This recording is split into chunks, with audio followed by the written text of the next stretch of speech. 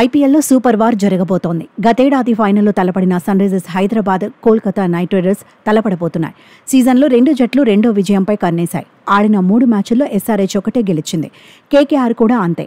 రెండు జట్ల ఖాతాల్లో 2 పాయింట్లే ఉన్నాయి. గతేడాది అద్భుతంగా ఆడిన ఎస్ఆర్హెచ్ ఇప్పుడు పాయింట్ల పట్టికలో 8వ స్థానంలో ఉంది. డిఫెండింగ్ ఛాంపియన్ కోల్కతా 10వ స్థానంలో నిలిచింది. అయితే గతేడాది ఎదురైన ఓటములకు ఇప్పుడు రివెంజ్ తీర్చుకోవాలని కమిన్స్ సేన పట్టుదలతో కనిపిస్తోంది. గత సీజన్లో లీగ్ దశలో ఎస్ఆర్హెచ్ పై కోల్కతా పైచేయి సాధించింది. తొలి క్వాలిఫైయర్లోనూ ఆధిపత్యం చెలాయించింది. ఆ తర్వాత ఫైనల్లోనూ సన్ రైజర్స్ పై కేకేఆర్ గెలిచింది. ప్రస్తుతం సీజన్లో నైట్ రైడర్స్ పై ఎస్ఆర్హెచ్ పంజా విసురుతుందా లేదా అనేది ఆసక్తికరంగా మారింది. అయితే సీజన్ తొలి మ్యాచ్లో దంచికొట్టిన హైదరాబాద్ ఆ తర్వాత దూకుడు చూపించలేకపోయింది. బ్యాక్ టు బ్యాక్ మ్యాచ్ల్లో ఓడిపోయింది. పవర్ ప్లేలో ఉతిక ఆరేస్తారనుకున్న బ్యాటర్సే చతికిలపడ్డారు. పవర్ ప్లేలో ఎకానమీ రేటు గొప్పగా ఏమీ లేదు. తొలి 3 మ్యాచ్ల్లో కలిపి అభిషేక్ శర్మ 31 పరుగులే చేశాడు. ఢిల్లీ క్యాపిటల్స్, లక్నో సూపర్ జైంట్స్తో మ్యాచ్ల్లో ఒకవైపు వికెట్లు పడుతున్నా వచ్చిన వాళ్లు వచ్చినట్టుగా దంచేసేందుకు ప్రయత్నించారు. వికెట్లు సమర్పించుకున్నారు. ట్రావిస్ హెడ్ అంచనాలకు తగినట్టే ఆడుతున్నాడు. అయితే గత సీజన్లో ఎరగదీసిన నితీష్ రెడ్డి ఈసారి మాత్రం ఇంపాక్ట్ చూపించడం లేదు. డొమెస్టిక్ ప్లేయర్ అనికేత్ వర్మ ఆకట్టుకుంటున్నాడు. స్టాండ్ అవుట్ డొమెస్టిక్ ప్లేయర్గా ప్రశంసలు అందుకుంటున్నాడు.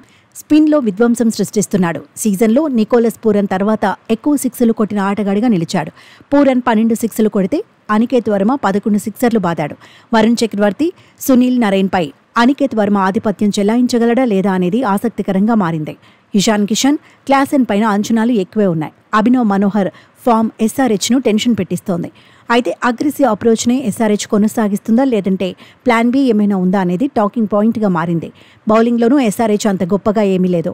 పవర్ ప్లేలో ఎస్ఆర్హెచ్ బౌలర్లు 11.4 ఎకానమీతో పరుగులు ఇచ్చారు. Cummins, Shami, Harshal Patel economy 11.7. 2024 నుంచి ఆడమ్ జంపా 50 మ్యాచ్ల్లో బరిలో దిగాడు. 76 వికెట్లు తీశాడు. ఎకానమీ 7.7. 7 నుంచి 16 ఓవర్ల మధ్య 80% ఓవర్లను వేశాడు. జంపా రాణించడం ఎస్ఆర్హెచ్కు అవసరం. కేకేఆర్ బ్యాటింగ్లోనూ కన్సిస్టెన్సీ లేదు. గత సీజన్లో opening partnership average 43.9, strike rate 207.